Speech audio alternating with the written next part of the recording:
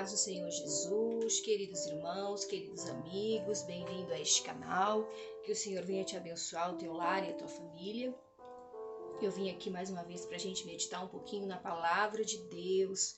Queridos irmãos, eu estou sempre meditando na palavra, estou sempre ouvindo mensagens que falam da palavra de Deus, mensagens que nos ensinam, porque eu sinto essa necessidade de fortalecer a minha vida, edificar o meu coração na palavra de Deus. E a palavra de Deus, queridos irmãos, ela é tão importante para nós que nos mínimos detalhes Deus fala algo. Nos mínimos detalhes tem o ensinamento da palavra de Deus. Pode ser que a gente não consiga perceber, pode ser que a gente não consiga entender, pode ser que o nosso entendimento não alcance todos os ensinamentos da palavra de Deus, mas ela, tudo que tem uma palavra que seja uma mínima palavra, uma vírgula, um ponto, tem importância na palavra de Deus, amém, queridos irmãos? Porque eu sempre digo, a palavra de Deus não é um livro qualquer.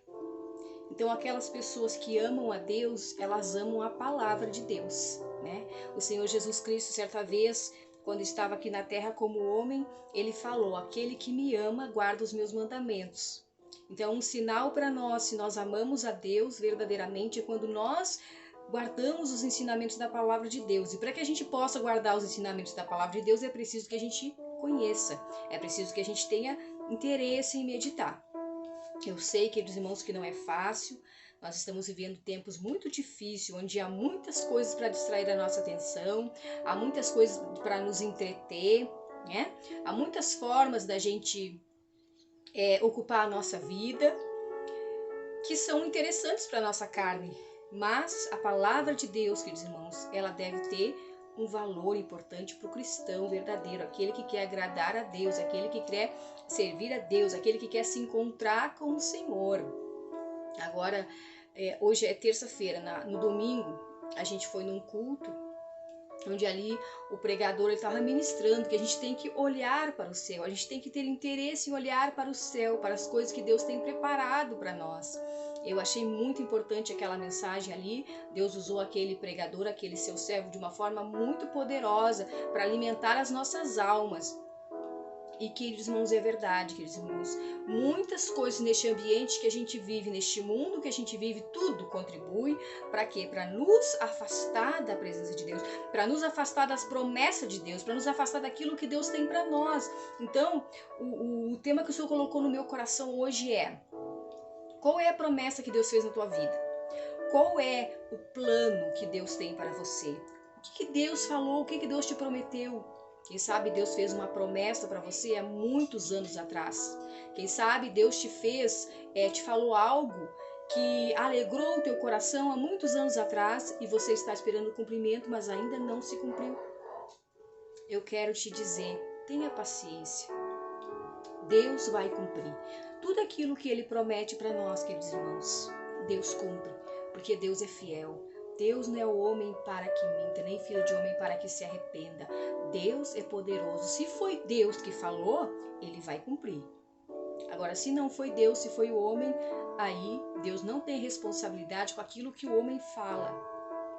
Mas Deus tem responsabilidade com aquilo que Ele fala.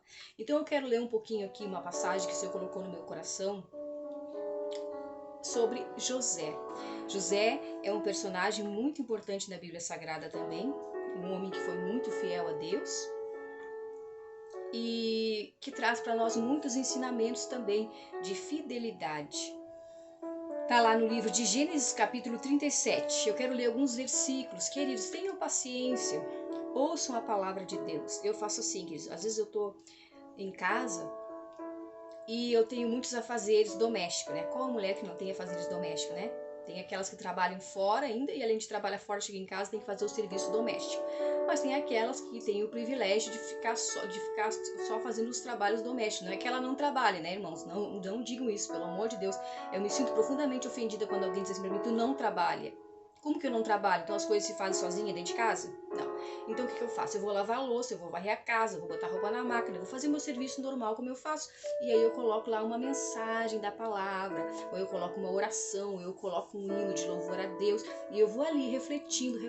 Quando pensa que não, irmãos, eu tô dando glória a Deus, eu tô dando aleluia, né? Eu tô ali adorando a Deus e ouvindo a mensagem da palavra, edificando, fortalecendo o meu coração, irmão. E muitas vezes eu termino de fazer meu serviço e eu vou orar, porque meu coração já se encheu de alegria, de vontade de buscar ao Senhor, de vontade de receber mais de Deus. Queridos irmãos, eu sempre digo isso, tem vários vídeos meus aqui no canal que eu já comentei sobre isso. Se a gente não tiver vontade de estar com Deus aqui, queridos irmãos, nessa terra, se a gente não tiver vontade de conhecer a Deus, como que a gente vai ter esperança de chegar lá? De chegar no lugar que Ele tem preparado para nós?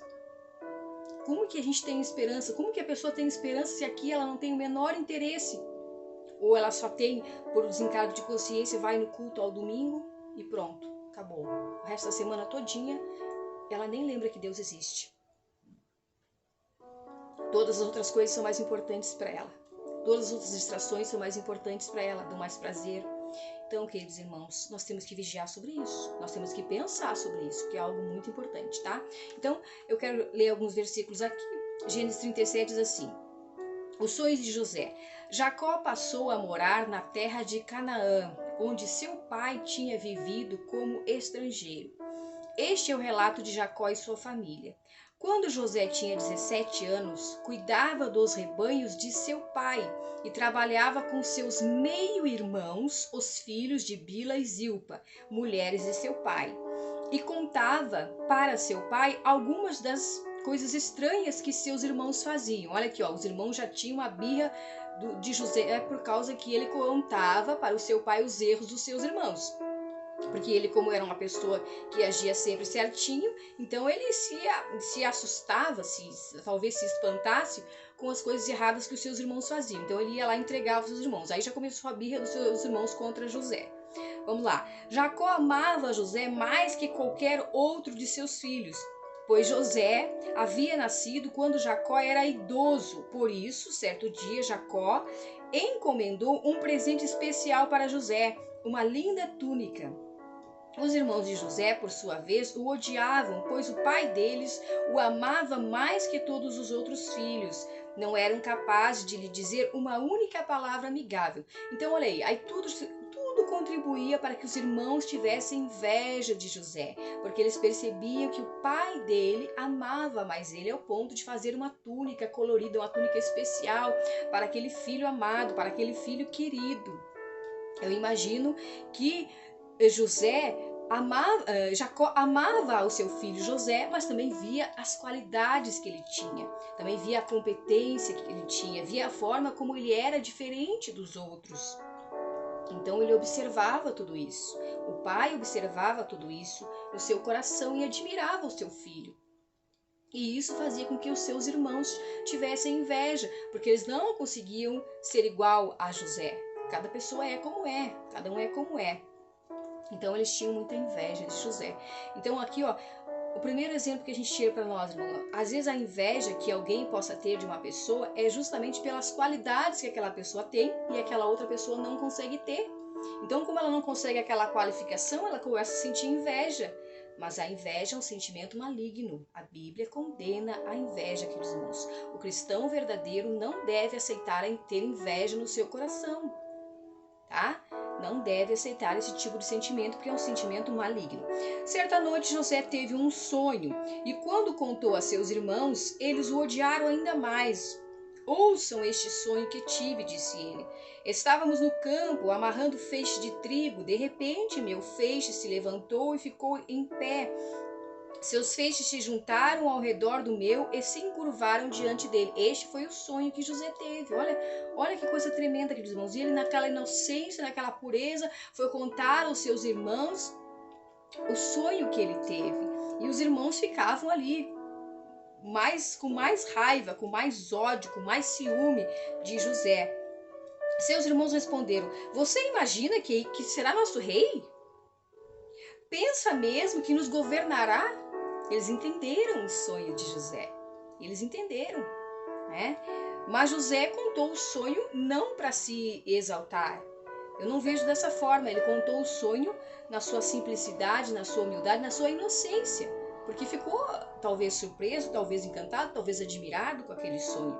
E já era a promessa de Deus na vida de José. Não podemos nem dizer que ele não entendeu, porque os irmãos entenderam e falaram para ele. Então ele entendeu, ele sabia muito bem o que era o sonho. Talvez ficasse admirado, né, por ter sido escolhido por Deus. Pouco tempo depois, José teve outro sonho e mais uma vez contou a seus irmãos. Ouça que tive outro sonho, disse ele. O sol e a lua e as 11 estrelas se curvavam diante de mim. Dessa vez contou o sonho para não apenas para os irmãos, mas também para o pai, que o repreendeu dizendo: que sonho é este? Por acaso eu e sua mãe e seus irmãos viveremos e nos curvaremos até o chão diante de você? E os irmãos de José ficaram com inveja dele. Mas seu pai se perguntou qual seria o significado dos sonhos. Então, o que eu quero falar hoje, que o Senhor colocou no meu coração para nós pensar, queridos irmãos. Qual é o sonho que Deus tem te dado? O que Deus tem falado para você? O que Deus tem prometido para você? A Bíblia vai continuar depois falando sobre a história de José. Seus irmãos depois ficaram com tanta inveja dele que resolveram vender ele como escravo, queridos irmãos. Ele foi vendido como escravo para outra nação estranha. E lá onde ele foi vendido, a Bíblia nos conta que ele passou ali muito tempo. 13 anos José foi preso depois, né? Porque sabem a história, alguns sabem a história, né? Que ele foi ali tentado pela mulher do seu senhor e ele fugiu dela e por conta disso ele foi preso e passou 13 anos na prisão até que se cumprisse a promessa de Deus. Ele chegou a governador do Egito. E ali, queridos irmãos, aonde ele estava, em tudo que ele colocava a mão, Deus era com ele, Deus abençoava ele, mas ele era fiel a Deus, ele não desistiu. Quem sabe, queridos irmãos, não podemos saber o que se passou pelo coração dele durante esse tempo. Quem sabe, durante esse tempo, José pensou, né? E a promessa de Deus para a minha vida?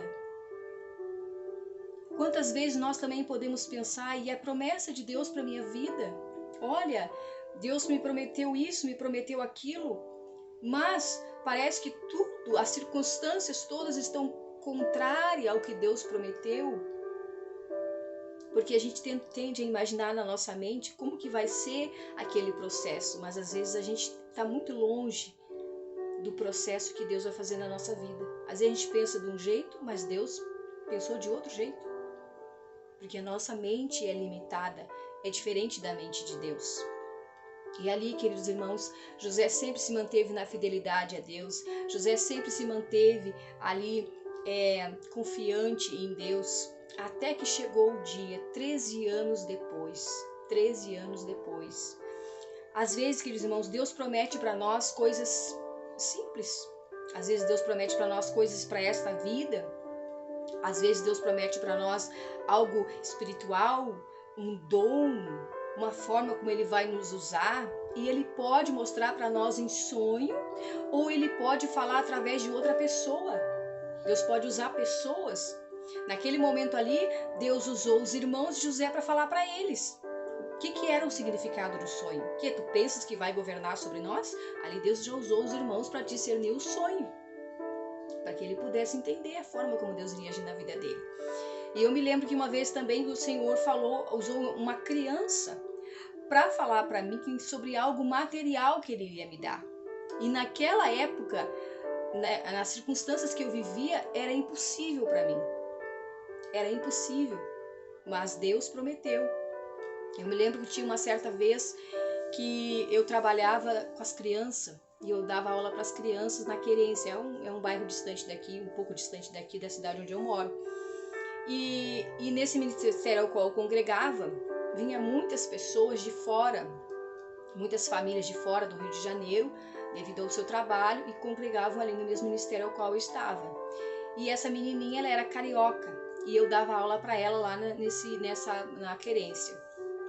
E eu me lembro que quando eu tinha que fazer as aulas, eu pensava assim, nossa, são crianças, né? Naquela época eu tinha esse desejo de trabalhar com criança, naquela época. Hoje não, mas naquela época eu tinha. E eu tinha 20 e poucos anos de idade, 25 mais ou menos. E eu me lembro que eu preparava aquela aula com todo carinho, eu orava pelas crianças. Senhor, abençoa essas crianças. Senhor, faça com que essas crianças venham ter interesse pela tua palavra. O Senhor me dava criatividade. Eu pegava os bonequinhos para fazer aqueles personagens bíblicos. Aí eu pegava os objetos que eu ia precisar para criar o cenário da história que eu ia contar. né? E ali eu fazia uma aula bem interessante para que as crianças se sentissem interessadas, estimuladas, porque criança é mais difícil da gente despertar a atenção delas, né, irmãos? Tem que ter toda uma técnica. E ali eu preparava. E aquelas crianças gostavam de mim, elas me amavam, né? Porque era a tia delas, a tia que elas conheciam. E é só eu que dava aula para elas ali, né? Todo domingo, na aula de escola bíblica. Eu comecei dando aula de escola bíblica para criança. E aí, queridos irmãos, aí eu me lembro que um dia eu tava com essa menininha, que era carioca, né? E nós estávamos na parada de ônibus, não me lembro se a gente ia para casa, ou da casa dela, ou para a igreja, não me lembro. Eu sei que a gente estava junto, eu e essa menininha, né? Que era minha aluna. E a menininha disse assim, ela falava bem carioca, né? Tia, você sabia que Jesus vai te dar um carro? Aí eu fiquei pensando, né? Eu olhei para aquela criança e pensei assim, Deus está usando ela. Pai, fiquei tão feliz com aquilo, né? Porque eu senti que era Deus, senti que não veio dela. Nós não estávamos falando nada sobre carro, não falando nada sobre isso. A criança, de repente, assim, do nada, veio e falou aquilo para mim, né? Aí, e eu comecei a analisar a minha situação, né? Na minha situação, irmãos, eu tinha fazia pouco tempo que eu estava firme na igreja, né, me firmando na igreja. Eu estava numa situação muito, muito difícil mesmo, muita dificuldade financeira. Não tinha como eu comprar carro, não tinha como, né? E aí eu fiquei pensando, né, irmãos? Mas eu não fiquei com aquela expectativa pensando assim, fiquei feliz, senti que era Deus, mas não fiquei naquela expectativa pensando assim, será que vai ser o ano que vem? Será que vai ser no outro ano? Cada ano que chegava eu não pensava, será que vai ser nesse ano? Irmão, sabe quanto tempo levou para aquela promessa que Deus fez na boca daquela criança se cumprir? 14 anos. Eu aprendi a dirigir com 16 anos de idade, mas eu não tinha carteira. 14 anos. 14 anos Jesus me deu um carro, conforme eu tinha falado na boca daquela criança, só que eu ainda não tinha carteira. E aí eu pensei assim, bom, Jesus prometeu para mim que ia me dar um carro. Jesus, então ele vai me dar carteira, porque ele sabe que eu não vou ficar andando por aí sem carteira. E agora para tirar a carteira era muito caro também, irmãos. Deus proveu tudo para mim, Deus preparou tudo para mim. Eu me lembro que eu rodei 4 vezes. Quando chegou na 4ª vez que eu rodei, eu me lembrei da promessa. Se o Senhor falou que ia me dar um carro, Ele sabe que eu preciso da carteira, então Ele vai me dar carteira também. Então eu comecei a alimentar fé no meu coração, de que aquela promessa veio de Deus. E aí, irmãos, eu me lembro que o Senhor me dirigiu em tudo. Troquei de professor, fiz mais aula extra. Quando eu troquei de professor, na primeira prova que eu fiz com esse outro professor, que foi a 5ª vez, eu passei. E aí, irmãos, eu comecei. Isso tudo foi uma lição para a minha vida. O que eu aprendi com essa lição? José passou 13 anos para se cumprir o que Deus tinha prometido na vida dele. Levou 15 anos para se cumprir algo material que o Senhor me prometeu e que para mim era impossível. Mas quantas bênçãos espirituais também o Senhor prometeu na minha vida e cumpriu através de sonho. Então o que eu aprendo com isso, queridos irmãos? Se Deus prometeu alguma coisa, leve o tempo que passar, Ele vai cumprir. Passe o tempo que passar, Ele vai cumprir. E às vezes no meio da caminhada, a gente tende a desanimar, a gente tende a perder a esperança. Mas o que eu quero te dizer, não perca a esperança. Se foi Deus que te prometeu, Ele vai cumprir. Não desanima, né? Nós só precisamos nos manter na posição que o Senhor nos quer, buscando ao Senhor, né? Então, queridos irmãos, é lindo as promessas de Deus, né?